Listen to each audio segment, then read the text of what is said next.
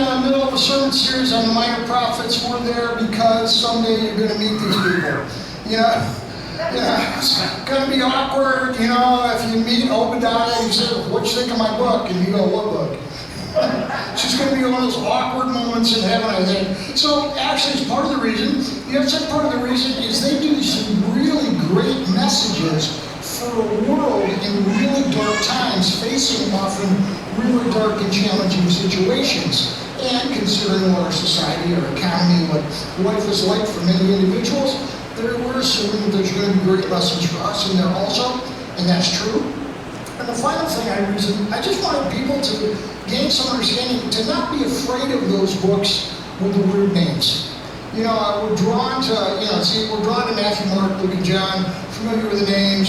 We're drawn to maybe some of those epistles of Paul. But then we get in the Old Testament, okay, Genesis, Exodus, I got a handle on that.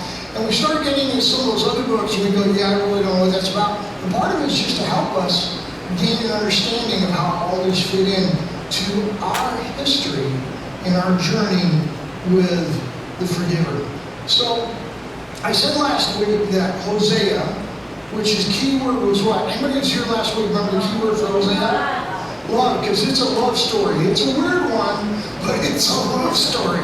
It is a love story, and it is meant to show us what God's love for his broken people was like, and it's an amazing story. So I'm going to go to a second prophet, the next one in line this week, and if I had a second favorite, it's actually listed first and second. So my second favorite one happens to be Joel, which is where we're going to be today. I like Joel a lot. I want to tell you, you can sum up, this isn't the key word yet, but you can sum up Joel with two words. It's all about a plague and a promise.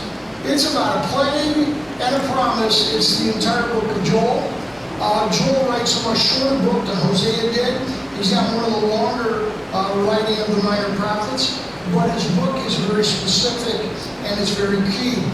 So as we get into it, I want to start by just kind of thinking about some things. I want to tell you that as a kid, I loved the comic strip Herman that appeared in our daily newspaper.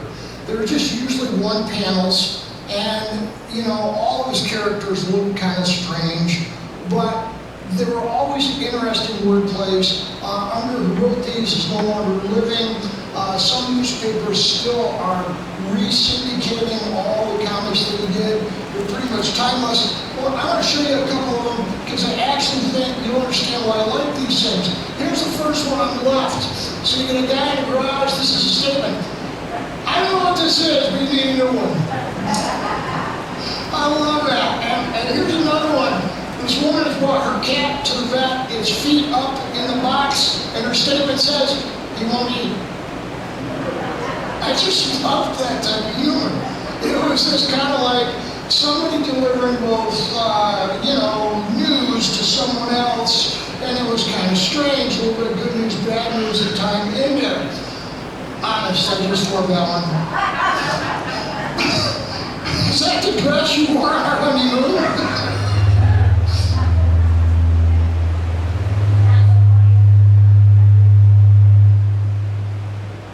Thanks, Ken. We won that on Storm. The one on the right. I don't know what you're eating, but you gave the dog a can of spaghetti sauce. Okay, this was my all-out. I still remember. I love this one. It's just you got to be quick-witted to catch it, but you will. I love this. Car wouldn't start. I left it in the river. I just love that. That's it. Here's the news. Here's the news. And it goes on. Well, Joel has to deliver really horrible, bad. Did I say that enough? We'll catch it in a minute. Really bad news. And in the midst of really, really bad news, he also shares some really good news. So, but a whole portion of this book is dedicated to something that's really going to be difficult and bad. Sometimes you just got to face it that way, and that's what he's going to do, this good news, bad news thing. Now, I want to give you a keyword for the book of Joel for the rest of your life. I know you could use the keyword spirit, we sang about it, that's going to be in there. But most of Joel is going to talk about a plague, and the plague is all about locusts. And you'll see that and understand that a little bit. And so if you can remember for the rest of your life, locust, and associate it with Joel, you're going to know, oh yeah, that's the bad news that he brought. And in the middle of the bad news, he's going to bring some good news also. So, starting in, well, the first chapter, it says this. The word of the Lord came to Joel the son of Pethuel. Hear this, you elders. Listen, who all who live in the land. This is how bad this news is. Has anything like this ever happened in your days or in the days of your ancestors? That's right. He has to bring bad news of a generational major event. Now for some of us, especially teenagers and children, they went through their first generational bad event last fall when Ian came knocking on the door. And most people would say, yeah, well, I still remember, it was like 10 years ago. And, they're like decades apart. Not too long ago, they talked about the generational event snowstorm that hit the West Coast. It was huge. It broke a generational drought. And the reservoirs out there are all filled with water again. And it's this idea, we're not even talking a bad event. We're talking about an event that you will grow old, and when somebody else says, oh, that was bad, you're going to go, yeah, but I was alive when this occurred. That's the news he's bringing. He's bringing generational bad event. Look what it says in verse 3. Tell it to your children, and let your children tell it to their children, and their children to the next generation. That's how bad it's going to be. For 3 generations, nothing else is going to compare. People are going to talk about this event that is about to unfold. And then he gives a glimpse of what it's going to be. Now, he's a prophet in the southern kingdom. Some of you remember, you were here that week, I kind of talked about it. 3 kings, just a united kingdom for only 120 years. Just 3 kings there. Stupid follower to Solomon leads to the dividing of the kingdom. You get 10 tribes that go north, they make it 200 years, they're destroyed. Southern tribe, they're going to make it much longer. They have many more prophets. They actually spiritually have sometimes a renewal. It's good and bad in the south. This is a Joel message, and it is solely directed to the southern kingdom. This plague that's coming is going to hammer them. It is highly likely that it's going to hammer them, and the reason it's not talked about in the northern kingdom, they've already been wiped off the planet. They aren't going to be here for this. The southern kingdom is now facing this really horrible experience. In verse 4 it says this. Now, what the locust swarm has left, the great locusts have eaten. What the great locusts have left, the young locusts have eaten. What the young locusts have left, other locusts have eaten. Anybody catch a keyword there? Okay, got a keyword going on there. We got this locust thing. Now, the West African locust and the East African locust, which, depending on which way the wind blows, travel all across sub-Saharan Africa, all the way into the Middle East, where sometimes it starts where, like Iran is today, and they will go all the way across the Middle East and all the way across to Africa. Let me give you a picture of what these babies look like. So I've seen these in Africa. They are massive. We're talking about big-time bugs. Big-time bugs. So that's what the locusts look like. And they come in and, well, they literally will eat everything. They don't only just eat the grass, they will eat the corn off the corn cob and leave it totally stripped. And we're not talking just a few of these. We're not talking going out and spread a little, rid or something like that to get rid of the problem. The little pesticide. We're talking about when these things come, they literally look like a sandstorm coming in the desert. They're huge. They're amazing. All right? That is a farmer in West Africa in his fields trying to beat off the wave of locusts as they're coming in.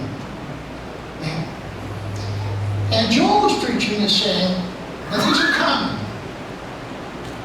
Locust plagues are common. They're common in the Middle East. They're common in parts of Africa.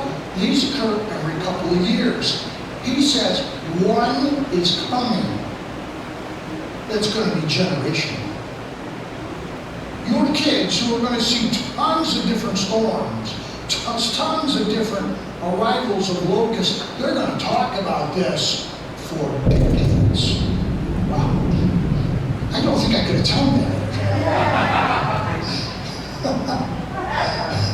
They're going to talk about this plague that is just going to come and swarm across them.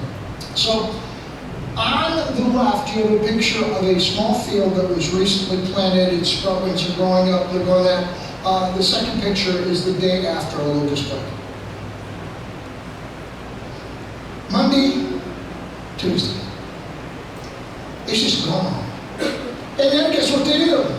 The wind picks them up and blows them along, and they land again. There's literally no stopping. This is what Joel says is coming.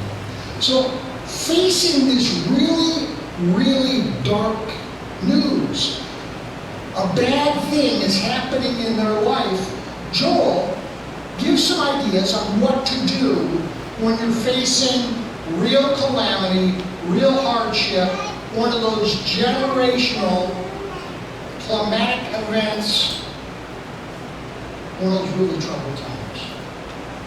Look what he's going to encourage them to do. The first thing is this. He's going to want to know how you respond? The first, mourn. It's a call to mourn. He actually says this, mourn like a virgin in sackcloth, grieving for the betrothed of her youth. Wow.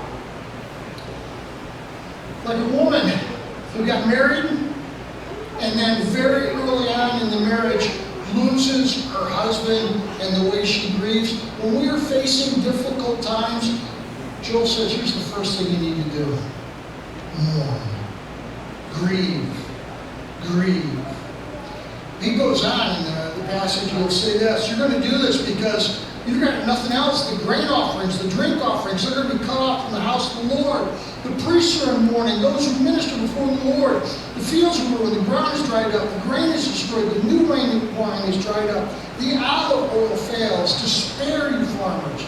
Wail, you vine growers. Grieve for the wheat and the barley. Because of the harvest of the field, it's destroyed. So I need to tell you what I did the day after eating. And I have a chair that sits near our lanai door. And our house came through great, and we just give God praise for that. But I've been over here. Roofs on that side of the parking lot. Have those lovely remodeling jobs that they did with the mods for us. We got trees down everywhere. We think we got close to 80 trees down. They're laying on everything. The sign is down. Stuff is just, I'm devastated. I went home, and I sat in my chair. And I wept before God. I said, God, this stinks. I'm wrestling with it. You know, we've been there all of 3 months. And I'm going, God, and I have to come back to, but you're the same God that called us here, God. We were convinced, the church was convinced they wanted us to come. We were convinced we were supposed to be here. And I had to work my way back to that, but I literally was in mourning. I was in mourning because I knew that normally this church, when there was a disaster or a calamity or a problem, what did this church do? Respond. But like the season in which Joel was there, he says, look, there's not even anything to offer in the temple, the grain offerings, the wine offerings. It's all gone, and that's what I felt like. God, you gotta help me.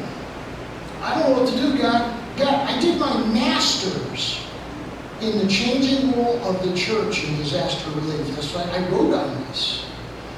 Got recognized. I mean, I did this whole thing, and I'm sitting here in this church, and I'm going, God, I don't know how to move forward. What do we do? And I came out of that holding on to one thing. Okay, God, whatever the future looks like, we got you. Whatever the future looks like, God, we have you. Sometimes when we receive really horrible news, we know we're facing a bad season, we know we're facing a real traumatic thing. The only thing we say, God, I don't know how to face this, but I do know this. I have you. So we mourn and we make it. Blessings. Hey, Jeremy. Hey, Jeremy. How you guys doing? Praise God. You guys are rained outside today. Love to see you. Blessings. Blessings. So, the first response, that's what he tells them to do. Go mourn. Go mourn.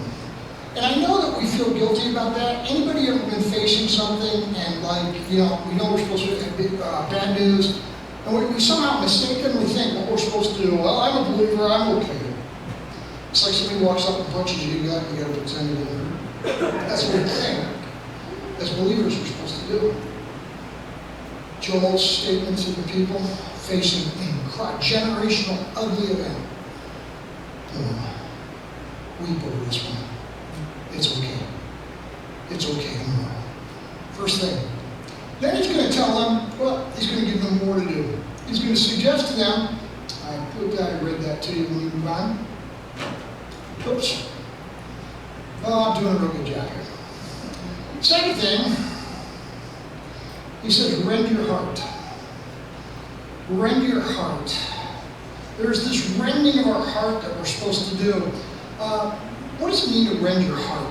There's a thing that the priests used to do in the temple when they get really bad news, or they saw somebody did something super offensive. They would just stand up, and it was like they would be there. Joe, help me up here. Joe. Right, Joe? Understand this, I'll do this. So you understand what they would do. And the priests, they would hear really bad news. They would hear like a really bad news from God. They would stand there, after they would hear that, they would put one hand here and one hand here, and he would just, hey, Joe. No, you just get it, like you tuck it right there and tuck the other one right there, and then they would just rip it right down the front.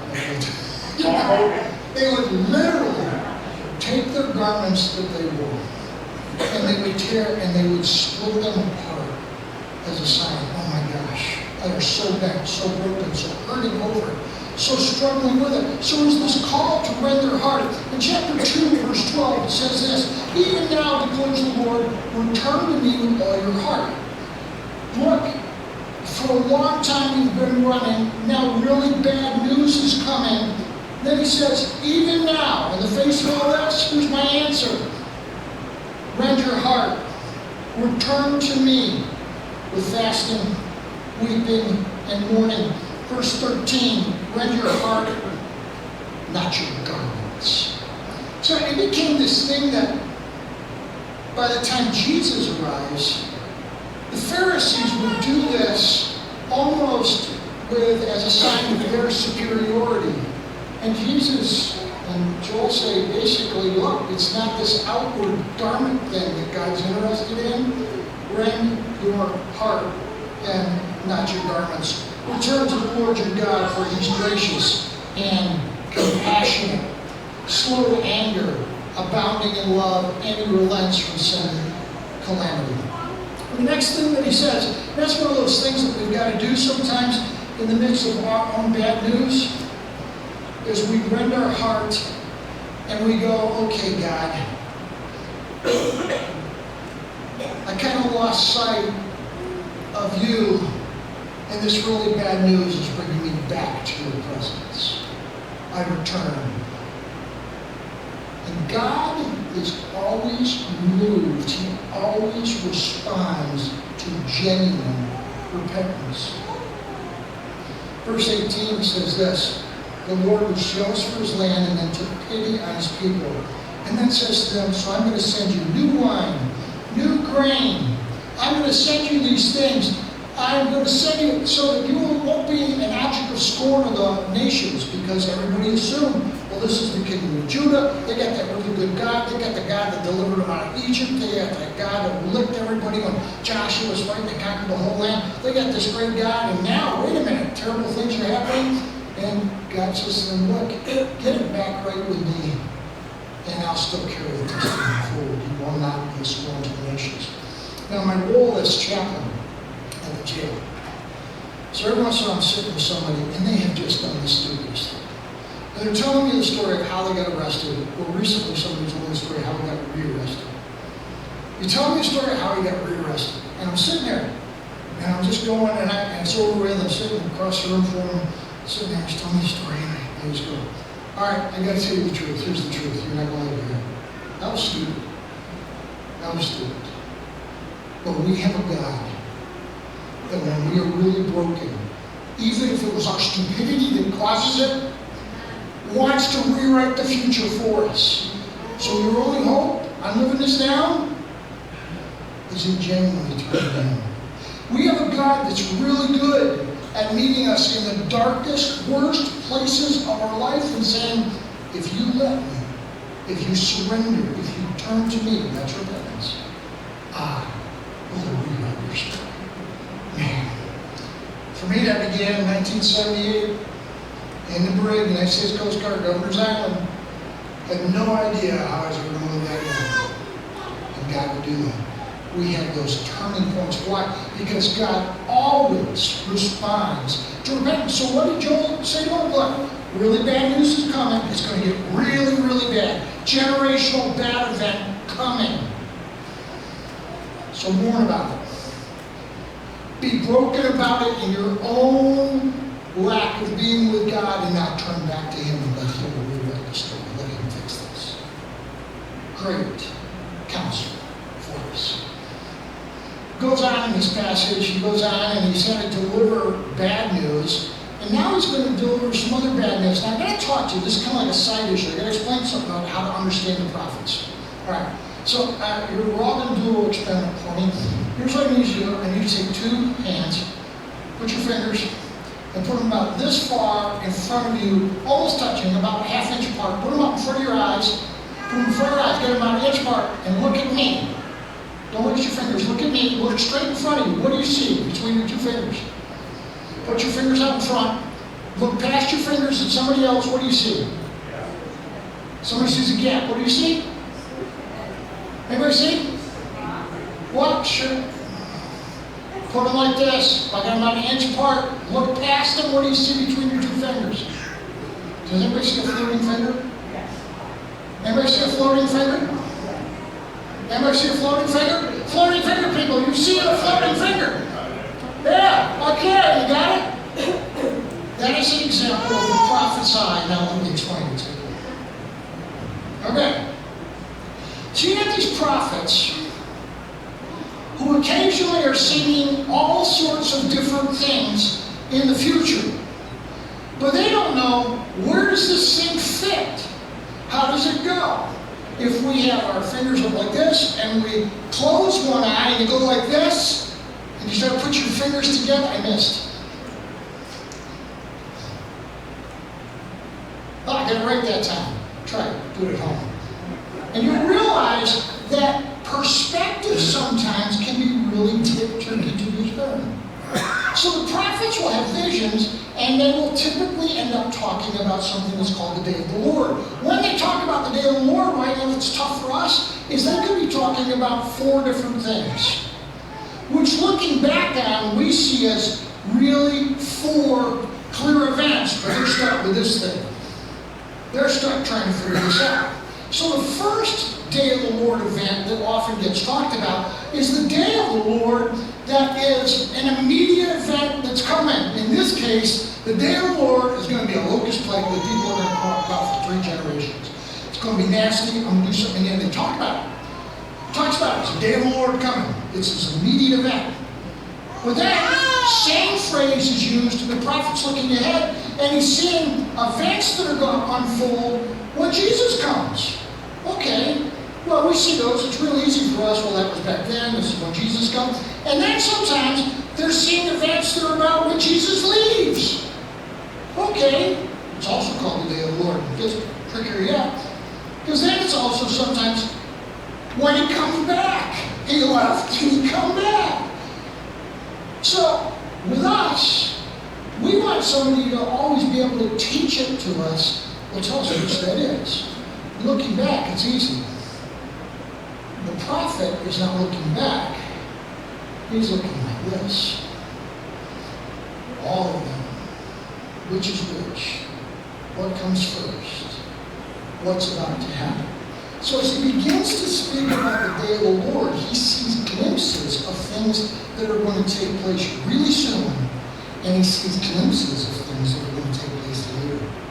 And Joel has no idea what that timeline is because he doesn't know how that works itself out. Looking back, we do. So what does he see that's ahead? What are his glimpses of the day of the Lord?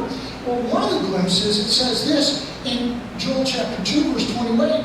He says, and afterwards, after this event of this great locust thing that's going to happen, a time is going to come where God is going to do this amazing thing. I will pour out my spirit on all people. Your sons and daughters will prophesy. Your old men will dream dreams. Your young men will see visions. Even on my servants, both men and women, I will pour out my spirit in those days. And Joel has no idea when that's going to be. Peter, though, on the day of Pentecost, when the Holy Spirit descended in wind and fire on the room, and they went outside, they preached, and people from all over heard them speak in their great language. Peter says, you know what this is what the prophet Joel spoke about. This is the moment. Peter recognizes it, that this is what was being talked about. How many years difference? Oh, almost 600. Wow, big difference. In the middle of talking about an immediate, really bad thing that's going to happen, Joel gets a glimpse of something that's yet way in the future.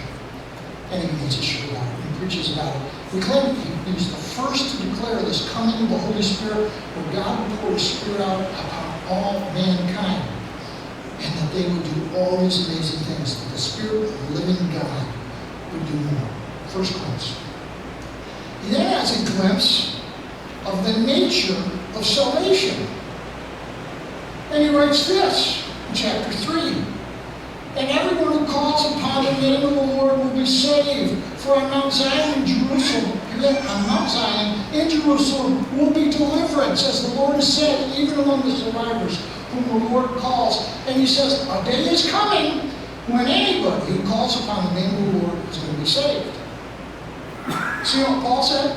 Paul said, this is what Joel wrote about. He says that in Romans. When he starts describing what the gospel was like and how everyone who called, Paul uses the exact same words. And everyone who calls upon the name of the Lord will be saved. And he will say, Joel saw that first. Joel was tied into it. But Paul didn't say that gets fulfilled until man was after Pentecost even. So it's a different time going on. He has one more glimpse of the day of the Lord. Then he has a glimpse of that final judgment day of the Lord after Jesus goes and then comes back. In those days, in that time, I'll restore the fortunes of Judah and Jerusalem. That's the southern kingdom.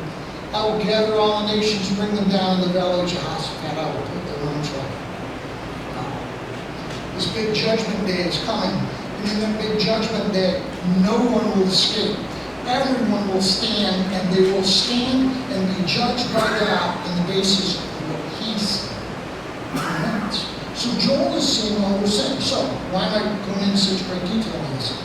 As you read the prophets, because I'm challenging you to read these minor prophets, and it says something, and the day of the Lord is coming, don't automatically think, oh, that's end times. Because it could be running. When Jesus came the first time, you're going to see that along a couple other prophets coming up. Or it could be after the cross. Or it could be after He comes back. We trust in the writings of some of the New Testament to help wrap that up for it, but we will see that. The second thing he sees about this day of the judgment that's coming is that God's people will still be blessed. What is the statement?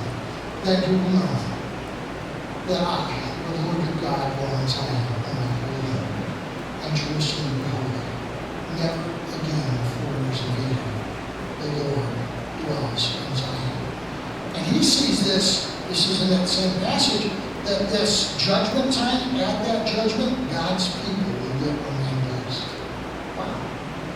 So, sometimes we have these individuals that there are great Old Testament prophet studies and the prophecy studies, and then sometimes they get all worked up and they're really nervous about it. They're going, oh, this is going to be really good.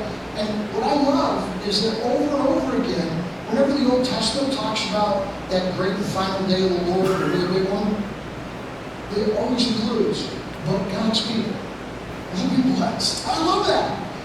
Yes, this great and terrible day of the Lord is coming, but God's people will still be blessed. He will not stop loving you and caring for you. So you got this unique book. Number one, keyword was what?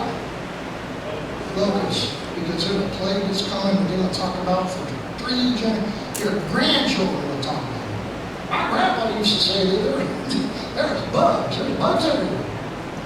But it's also this prophecy, and it is the clearest prophecy in the Old Testament that will take place on Pentecost. So what are a couple of lessons in this book? First, there is a significance in fasting and prayer, and throughout the book of Joel, when he begins to talk about mourn, grieve, rend your heart, return and repentance, over and over again, the 2 things that he basically says, you want to really do that well? Try fasting and prayer. Try fasting and prayer. Don't try fasting and prayer to twist the arm of God. Try fasting and prayer to align your heart with God. Anybody ever had the wheels of your car really out of the line at the start of a long trip? And you're just going, oh, this is going to be bad. I'm going to be fighting this the whole trip. And you're just going on, turn to your wife, turn to your husband, we got to get the car aligned. Anybody been there besides me? You've been there. And you're just going on. And no matter what, you're fighting that thing the whole way down. Well, what happens when we take the thing in and you get it, tires balanced and it gets realigned, and you go out? Anybody ever done that? So let me check this thing. See, look at that, man. This is pulling. Yeah, that's good. That's good. That is the picture of what fasting and prayer is supposed to do in the walk with God. Fasting and prayer realign us back into a right walk with God. It's what the mechanic does when he gets in. He's got up on the lift and he's got the calipers out and he's checking everything. He's doing it. What he's doing, it's like to the car to fix it, so it's like this. Fasting and prayer does like this. We may have a season in our life where we just keep saying, oh, my walk's like this, my walk's like this. You know, I gotta fix this, God, how do I fix this? And so we just decide, God, what I'm gonna do is I'm gonna pray more. God, I'm gonna start fasting 1 day a week on lunch and take a prayer walk with you, whatever it looks like. Those are 2 of the tools that he gives us, and the purpose is not to twist God's arm. Their purpose is to realign the vehicle. So that you're walking in that place where you go, oh yes. Man, I'm not really drawn yet. The power of fasting and prayer and the lessons of Joel. Second, despite the fact that I know there are a lot of people that will say that, so, you know, they believe in where we're at and all those things, but sometimes they'll go, well, I don't have to worry about the end times because I'm not there. But a lot of the writings in the Old Testament prophets, when they talk about that great and terrible day of the Lord, guess who's still there? God's people. But they're okay. So here's what I always tell people. You can't dismiss the coming days of the Lord. The same way as God held the people, Jesus held the people of his day responsible for not recognizing that he was the Messiah. We're supposed to be able to recognize that God's moving and doing something in our midst. We should not dismiss the reality of the day of the Lord that's coming. Finally, that in the day of the Lord, a relationship with God matters. In the book, when he talks about that worst day of the Lord, that coming nasty, the end of it all, the ugliness of it, what differentiated those who were in severe judgment and those who came through in blessing was whether or not they were in a relationship with the Most High God. So one of our values, we say this in church, it's our number one value in church. It's all about Jesus. It's all about the relationship with him. Why? Because it is the supreme thing that matters. Joel. Final lesson. God does not abandon his people. As you read the book and you go back and you read, because the locusts are in there, and you read this thing, he just keeps coming back in the midst of this terrible news. He keeps bringing them good news and reminders that he is not going to abandon them. It's a powerful, amazing picture. So where is Jesus in the book of John? And everyone who calls upon him will be saved. He is the one who saves. He is that first glimpses of the one whose name salvation is going to be found. Everyone who calls upon his name. Literally, Joel's going to use those words. Everyone who calls upon his name. The name's not revealed yet. But everyone who calls upon his name. Holy Spirit, Jesus, the one who saves. So how do you end a book like this? Well, a sermon like this. Here's what I want to do. Some of us are like totally, so it's a minor history assessment about the Christian Missionary Alliance. We began with Pentecostals and Presbyterians, holiness people, and conservative Baptist people, all the same purpose, because they wanted to see God advance his kingdom. They had to figure out how to work together. So they had differing views about how they were going to experience the Holy Spirit. So A.B. Simpson, our founder, said this: "Hey, I got a great word for you. Here's what you need to do when it comes to the Holy Spirit. Don't demand anything except what God gives." So don't tell God what he's got to do in your life. Just ask expectantly that he wants to do something in your life. Boy, is that very concept. So they came from people, some people that said, well, I don't have the Holy Spirit in my life unless I get this specific gift. Other people said, well, no, the Holy Spirit works in our life. It doesn't matter if you're seeing gifts or not. They're in there wanting. A.B. Simpson said, look, let's not tell God which gift he's going to give us. Let's just believe he wants to give us. And we'll ask, Holy Spirit, fill and do what you want in my life. Powerful. Powerful. So I want to end this service and give you an opportunity to do something unique. Maybe you need to renew your relationship with the third person of the Trinity. You know, we say holy, holy, holy this morning specifically. Why? Because Eric keeps reminding us that it's God in three persons. Blessed Trinity. That he's the Holy Spirit has always been active. The Holy Spirit has always wanted to work in our life. The Holy Spirit has always been there. Then we sing two Holy Spirit songs. We say, Holy Spirit, rest on us. Man, come down. Wind and fire, do it again. And believing that what the Holy Spirit wants to do is to enter in our life and change us. And to do things that are powerful. I don't know what he wants to do for you.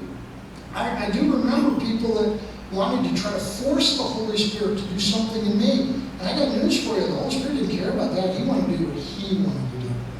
What he wanted me to do is say, Holy Spirit, have your will. Have your way. So what are you going to do in me? Do in me. Now, there are times I've wished I've had other gifts in my life. Maybe Cheryl's been the same way, but here's what I know. I got gifts. Why? Because it says he gives gifts to all men. So if it's been a while since you've gone, Holy Spirit, I want more of you in my life. I want more of your leading. I want more of your teaching. I want more of your gifting. I want more of your fruit. Well, ask again. If you've never asked, maybe you know you're facing a real calamity. Maybe you got bad news from the doctor this last week. Maybe there's a real challenge. Maybe you got news you're getting laid off. Or maybe you got news that you're watching your retirement come up like this. And I don't know. You got bad news about something. And you want it. And you say, Holy Spirit, I don't know how I'm going to get through this. I'm going to trust you. You're going to lead me through it. You're going to take me through it. Whatever I need to get through this, Holy Spirit, would you give me? That's what he wants to do. So I'm going to end this service. It's just time for you to pray. So let's worship till you come back up. We're going to sing just one song. We're not going to sing it forever.